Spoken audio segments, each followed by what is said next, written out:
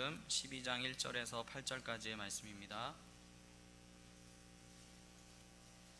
요한복음 12장 1절에서 8절까지의 말씀입니다.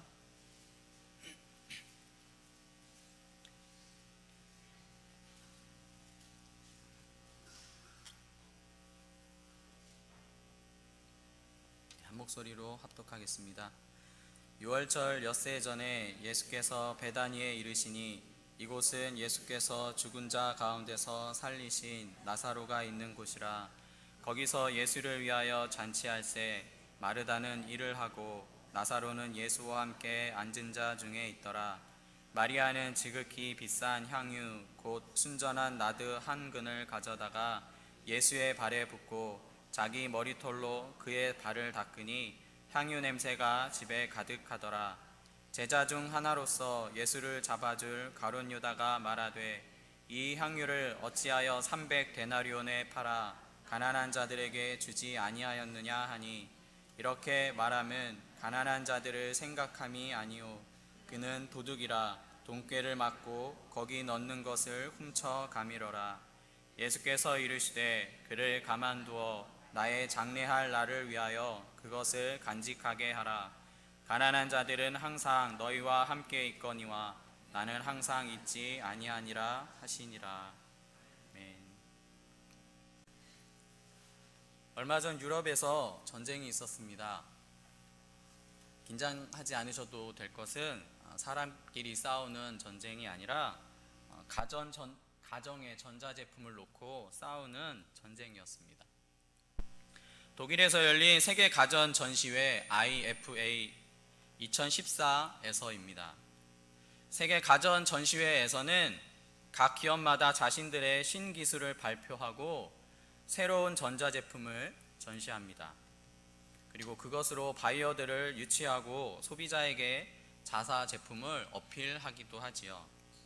우리나라에도 비슷한 한국 전자전 KES라고 있습니다. 그리고 IFA에서도 무엇보다 주목을 끌던 분야는 스마트폰 관련 분야였습니다. 여러분도 많이 가지고 계시지요? 애플, 삼성, LG, 소니, 화웨이 등 여러 제품들을 쏟아내면서 서로마다 각자의 기술들을 뽐냈습니다. 그리고 특히 애플은 잡스에서 팀 쿡으로 최고 경영자가 교체되면서 여러 가지 변화를 보여주었습니다. 긍정적으로 보는 사람도 있고 부정적으로 보는 사람도 있습니다. 하지만 분명한 것은 CEO가 바뀌고 나서 분명한 변화의 모습이 있다는 사실입니다. 그런 모습을 보면 그 기업마다 최고 경영자가 누구냐에 따라서 기업 이미지와 성과도 많이 달라지는 것을 볼 수 있습니다.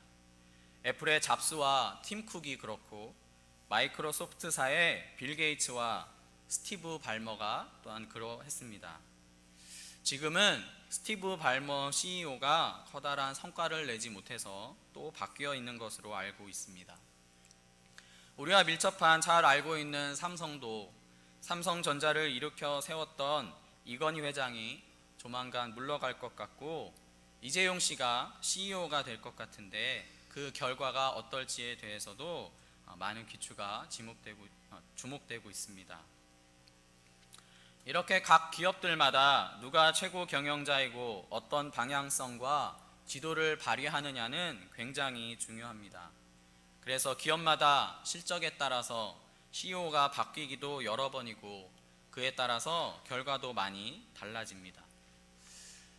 기업의 일꾼들이 아무리 열심히 일한다 할지라도 그 방향성을 잘못 잡으면 엉뚱한 방향으로 달려갈 수 있기 때문이지요. 그리고 오늘 우리가 직면해야 하는 문제 또한 나의 실제적인 CEO는 누구인가 하는 점입니다. 우리는 교회에 나와서 생활을 하고 있으니 당연히 나에게 최고 경영자가 누구냐고 묻는다면 하나님입니다 라고 말합니다. 그런데 오늘 말씀을 보면 다시 생각해 보게 됩니다. 말씀에는 하나님을 따르는 사람과 그렇지 않은 사람이 동시에 등장하고 있는데 그들은 모두 주님을 믿는다고 따르던 사람이었다는 사실입니다. 멀리 돌을 쌓아 지은 작은 집이 보입니다. 부엌에서는 자욱한 연기와 함께 맛있는 냄새가 흘러나옵니다. 자욱한 연기 사이로는 한 여인의 바쁜 손놀림이 간혹 보입니다. 그리고 다른 한쪽에서는 웅성거리는 굵은 목소리가 흘러나옵니다. 10여 명의 남성들이 모여 앉아서 이런저런 이야기를 나누고 있습니다. 이곳은 나사로의 집입니다. 예수님과 제자들은 유월절을 맞아 예루살렘에 들어가기 전 베다니에 들르셨습니다. 그곳엔 예수님이 살리신 나사로와 그의 형제가 살고 있었기 때문이지요. 그들은 예수님과 아주 오랜 친구였습니다. 그리고 그 반가운 분의 방문에 그 가정에서는 예수님을 위한 극진한 대접을 합니다. 잔치와 같이 말이지요. 그래서 마르다는 부지런히 음식을 준비하고 나사로는 예수님과 제자들과 함께 이야기를 나누고 있었습니다. 그런데 그렇게 한참 이야기가 무르익을 때쯤 남자들로 가득한 그곳에 한 여인이 들어섭니다. 사람들은 음식이라도 들어오는가 싶어서 자리를 내어줍니다. 그리고 여인은 준비해온 물건을 한쪽 품에서 꺼내듭니다. 그런데 여인에게서 기다리던 음식의 냄새가 나는 것이 아니라 기분 좋은 향긋한 냄새가 흘러나오는 겁니다. 냄새가 참 좋다 맡고 있는데 곧 좋은 향이다 싶었던 그 냄새는 갑자기 거북한 코를 찌르는 강한 냄새가 돼서 사람들이 모여있는 그곳에 진동하고 맙니다. 바로 여인이 향유병을 열어 예수님의 발에 모두 부었기 때문입니다. 순간 사람들은 눈이 휘둥그레졌습니다. 그리고 사람들의 얼굴은 찌푸러집니다. 여인의 이해할 수 없는 행동 때문이기도 하였고 그곳에 가득한 향유 냄새 때문이기도 했지요. 그 많은 향유를 바닥에 모두 부어버렸으니 얼마나 코가 찌르듯 아팠겠습니까? 여인의 기이한 행동에 제자들은 어안이 벙벙했습니다. 그리고 여인의 기이한 행동은 이어집니다. 여인은 자신의 머리로 향유를 부은 예수님의 발을 닦기 시작합니다. 사람들은 이 이상한 여자를 만류하고 싶었지만 누가 먼저 선뜻 나서지 못하고 있습니다. 여인은 바로 다름 아닌 그 집의 둘째 딸 마리아였기 때문이지요. 어째서 저 향유를 300데나리온에 팔아 가난한 이들에게 나눠주지 않는가? 그런데 잠깐의 정막을 깨고 누군가의 호통치는 소리가 들려옵니다. 언짢은 표정이 가득한 가룟 유다입니다. 유다는 뭔가 기분이 많이 안 좋습니다. 하지만 그도 그럴 것이 향유가 적당하면 좋은 향이겠지만 600g이나 되는 향유가 순간 쏟아졌다면 그 자극이 상당하였을 것이고 그것에 기분이 나빠했을 수도 있을 것 같습니다. 당시 유대인들은 집에 손님이 오면 향유를 조금 발라주는 풍습이 있었습니다. 그래서 향유를 손가락 끝에 조금 찍어서 발라주기만 해도 훌륭한 접대가 되었지요. 그런데 그렇게 조금만 사용해도 온 집에 가득할 만한 강한 향을 가진 향유를 좁은 공간에 600g이나 되는 향유를 온통 쏟아부었으니 얼마나 사람들 골치가 아팠겠습니까? 향이 너무 과하면 사람의 머리를 아프게 합니다. 우리도 간혹 향수를 사용할 때 그런 고민을 하게 되지요. 너무 많이 하면 좋으려고 했던 향이 사람들의 얼굴을 찌푸리고 맡기에 안 좋은 냄새가 되기도 하고 너무나 적게 바르면 향이 채 사라져 버리기 때문입니다. 어느 정도 발라야 적당한 향이 날까 고민됩니다. 그럼에도 그 강한 향을 가진 향유를 온통 부었다면 지금 가룟 유다의 이 항변은 상당히 일리가 있다는 사실입니다. 게다가 그 순간 유다는 그 향유의 가치를 생각했습니다. 저 정도 향유라면 좋기 300데나리온은 할 텐데 저렇게 무의미하게 쏟아버리다니, 그것도 사람들을 골치만 아프게 하면서 말이야. 아이고 아까워라. 그래서 유다는 크게 호통을 칩니다. 어찌하여 저 향유를 300데나리온에 팔아 가난한 이들에게 나누어 주지 않느냐? 어떻습니까? 생각해보니 유다가 상당히 바른 말을 하고 있지 않습니까? 그 귀한 향유를 지독하게 사람들의 코를 찌르고 머리를 아프게 하면서 바닥에 쏟아 버릴 것이 아니라 팔아서 가난한 자에게 나누어 준다면 그보다 더 훌륭한 일이 어디 있겠습니까? 이것은 그 전까지 가난한 자를 도우셨던 예수님의 사역과도 일맥상통하는 일입니다. 그러니 가룟 유다의 목소리에는 잔뜩 힘이 들어가 있었습니다. 순간 동료 제자들도 속이 시원했을지 모릅니다. 자기가 하고 싶었던 말이었을 수도 있으니까요. 그런데 이런 유다의 말에 반대하며 나서는 사람이 있습니다. 누구입니까? 마르다입니까? 오빠 나사로? 아니면 나서기 1등을 빼앗긴 베드로입니까? 아닙니다. 그것은 바로 예수님이셨습니다. 그 여자가 하는 대로 가만두어라. 그 여자는 나의 장례를 미리 준비하는 것이다. 가난한 사람은 마음만 먹으면 언제라도 도울 수 있다. 그러나 나는 너희와 그렇게 오래 있지 못할 것이다. 지금 예수님이 누구의 편을 들고 있습니까? 3년간 동고동락하며 열심히 돈꾀 일까지 맡았던 제자였습니까? 아닙니다. 한참을 못 만났고 어쩌다 오랜만에 만난 지나가던 길에 들렀던 그 마리아를 예수님이 두둔하고 계신 겁니다. 게다가 그녀는 오늘따라 이해할 수 없는 이상한 행동을 하는 여인이었습니다. 감히 여인의 지위로 조용히 구석에 앉아있기나 할 것이지 남자들이 이야기하는 곳에 성큼성큼 들어와서는 분위기를 깼던 여자입니다. 이 여인에 대한 지위 이야기는 제 생각이 아니라 당시 여인들의 위치를 대변하는 거지요. 당시 여인은 사람으로 인정되지 않을 만큼의 지위였단 말이지요.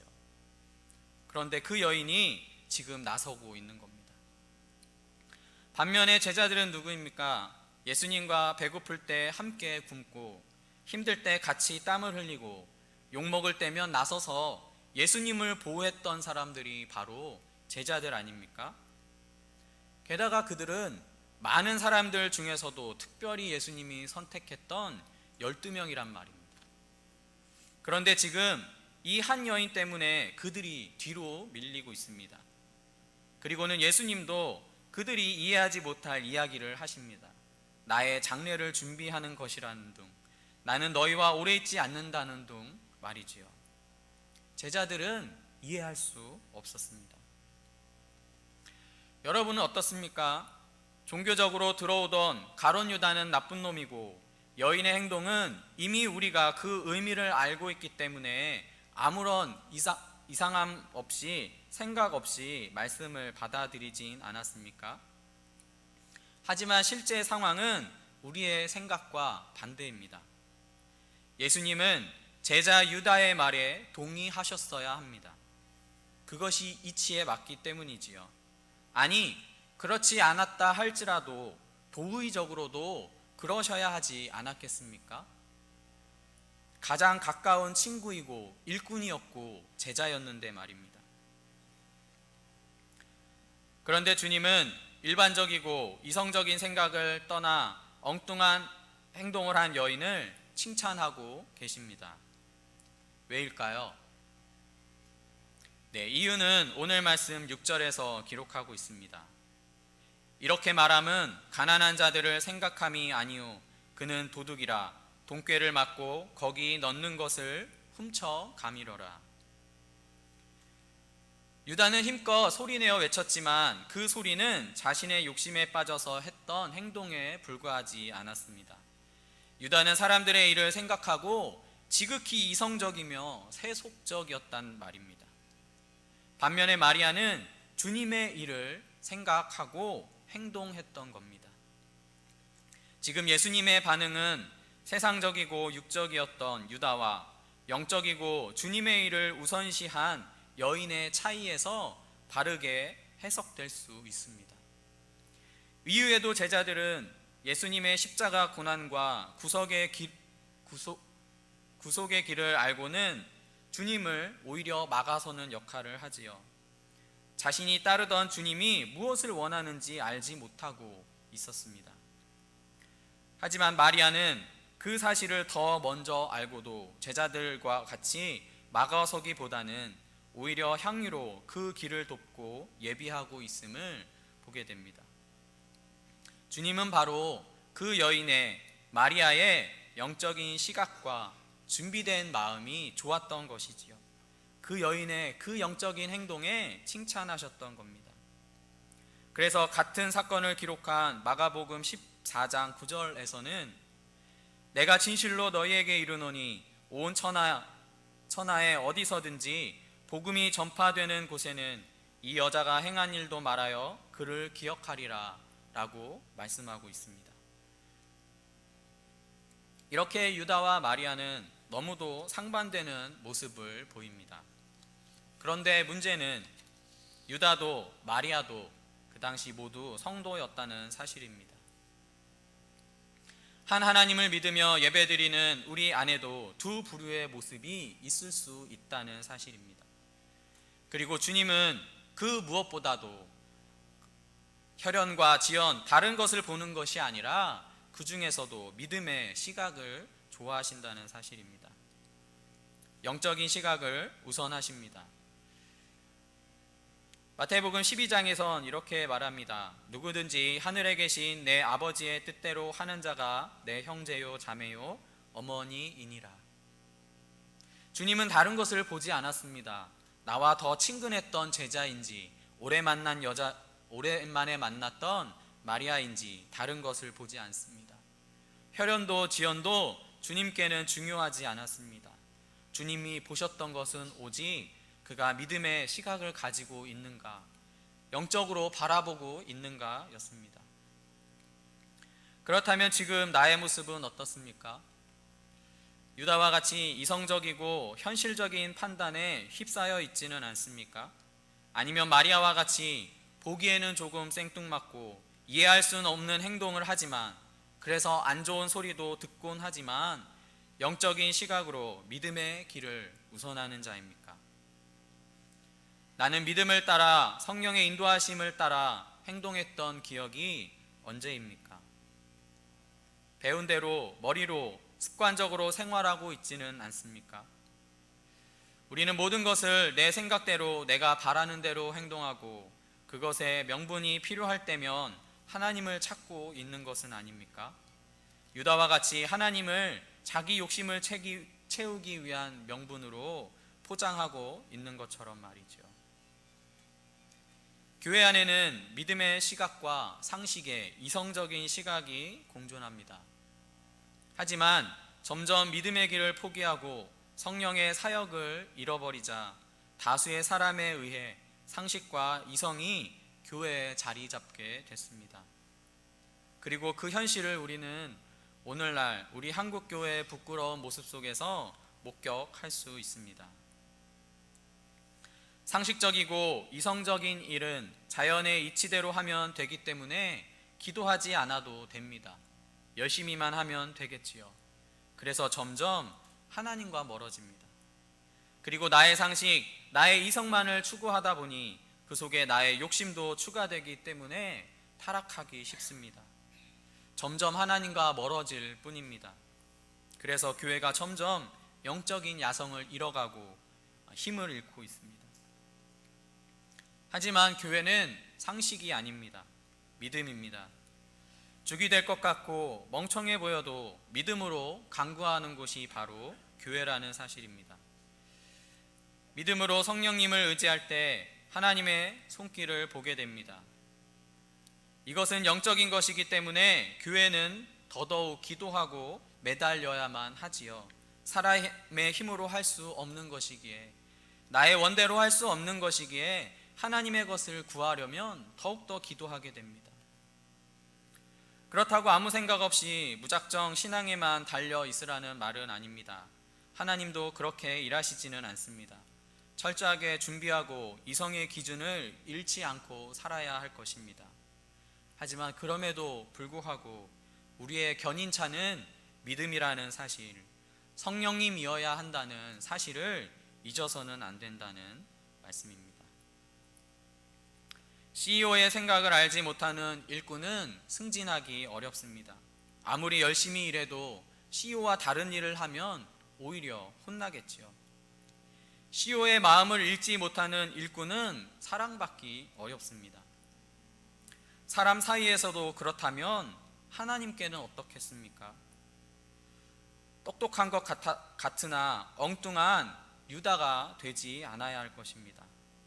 엉뚱한 것 같았지만 주님의 마음을 헤아리던 똑똑한 마리아가 되어야 합니다. 그러려면 영적인 눈을 가지고 영적인 눈을 떠야 한다는 사실입니다. 영적이라는 말은 영이신 하나님의 뜻과 생각을 알고 그대로 움직임을 말합니다. 어떤 특별한 은사나 방언이나 행동을 해서 영적인 것이 아니라 하나님의 뜻을 아는 것, 그 마음을 아는 것, 그래서 하나님을 기쁘시게 해드리는 그 모습이, 주님과 함께하는 그것이 영적이라는 말입니다. 마리아는 그렇게 주님의 마음을 잘 알았습니다. 그래서 주님 가시는 길을 축복하기 위해 향유를 그 예수님의 발에 붓고 자신의 머리털로 그 발을 닦아드렸습니다. 그렇다면 마리아가 욕을 먹으면서까지도 그렇게 그토록 축복한 주님의 길이란 어떤 길입니까? 단지 예수님이 고난을 받고 십자가에서 죽으시는 사건만 이었다면 마리아가 축복했을 리가 없습니다. 마리아 또한 제자들과 똑같이 만류했겠지요. 그럴 순 없습니다. 내가 사랑하는 예수님을 그렇게 보낼 수는 없습니다. 만류하는 것이 맞습니다. 하지만 영적으로 보았던 마리아는 그 길이 그 이상의 의미를 가지고 있다는 사실을 알았고, 그래서 그럼에도 불구하고 축복할 수 있었단 말입니다. 그리고 십자가의 길이 갖는 고난의 이상의 의미란 우리가 알듯이 바로 구속의 은혜입니다. 죄 없으신 하나님이 죄인을 위해 대신 죽으시고 그 주님을 바라보고 따르는 자는 구원을 얻게 되는 구속의 능력을 말합니다. 마리아는 그 의미를 알았기에 너무도 사랑하는 주님이었지만 눈물이 앞을 가렸지만 귀한 향유와 자신의 머리털로 그분의 발을 닦으며 축복할 수 있었다는 사실입니다. 그래서 예수님은 말씀하십니다. 내가 진실로 너희에게 이르노니 온 천하에 어디서든지 복음이 전파되는 곳에는 이 여자가 행한 일도 말하여 그를 기억하라. 예수님 주변에 믿음을 보였던 많은 사람들이 있습니다. 놀라운 기적의 사건들도 참 많습니다. 일일이 다 적으면 다 기록할 수 없을 만큼이라고까지 이야기합니다. 그런데 그 많은 사람들 중에서도, 그 많은 사건들 중에서도 유독 이 마리아의 행동을 복음이 전파되는 곳마다 말하라고 하신 이유는 무엇입니까? 그건 마리아가 단지 사랑스러워서만은 아니라는 사실입니다. 다른 그 무엇이 아닌 오직 주님의 보혈로만 우리가 살 수 있다는 사실, 주님께 예배 가운데 오직 주님의 보혈로만 나아갈 수 있고 주님을 따르는 삶으로도 나아갈 수 있음을 전해지길 바라셨기 때문에 이 여인의 행동이 같이 전하여지길 바라셨다는 사실을 읽을 수 있습니다. 그리고 이 구속의 능력을 힘입는 사람이 바로 영적인 사람입니다. 그 구속의 능력을 따라 주님이 기뻐하시는 일을 행하는 사람이 바로 영적인 사람입니다. 반대로 하나님의 일을 알지 못하는 자는 구속의 은혜의 방해와 걸림이 될 것입니다. 영적이면 좋은 것이고 하나님의 일을 알면 좋은 것이고 그렇지 않으면 어쩔 수 없는 것이 아니라 그 구속의 은혜에 방해가 될 수 있다는 사실입니다. 하나님은 한 영혼이라도 살리길 원하시는데 우리의 눈이 가리워져서 그 마음을 알지 못한다면 영혼을 찾는 일에 방해가 될 수도 있습니다. 우리가 철저히 영적이어야만 하는, 그것을 강구해야만 하는 이유이기도 합니다. 오늘 주님은 우리에게 물으십니다. 나의 최고 경영자는 누구냐고 말입니다. 누가 CEO가 되느냐에 따라서 기업의 정보를 팔아버리고 헐값에 매각해 버리기도 합니다. 어떤 CEO냐에 따라서 쓰러져 가던 기업이 다시 투자를 유치하고 회생하기도 합니다. 그렇다면 내가 따르고 있는 CEO는 어떻습니까? 누구입니까? 그리고 나는 그분을 잘 따르고 있습니까?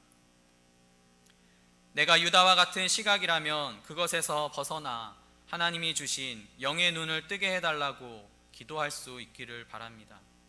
그리고 마리아와 같이 영의 눈으로 바라보고 믿음의 길을 걸어가는 성도들이 되시기를 소망합니다. 쉽지 않은 길입니다. 쉽지 않은 길이기 때문에 우리는 더 기도하고 더 간구해야 할 것입니다.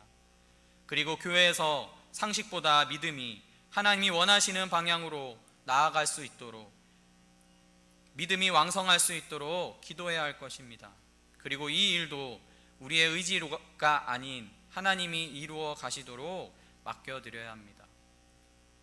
오늘 말씀을 들은 우리 모두가 현실의 유다가 아니라 믿음과 영성으로 바라볼 수 있었던 마리아가 되어서 하나님의 마음에 흡족한 성도들이 되실 수 있기를 간절히 축복합니다. 우리 분이엘 교회 성도님들이 그렇게 하나님의 기쁨 되시는 영적인 성도들로 살아가기를 간구하며 축복합니다. 기도하겠습니다.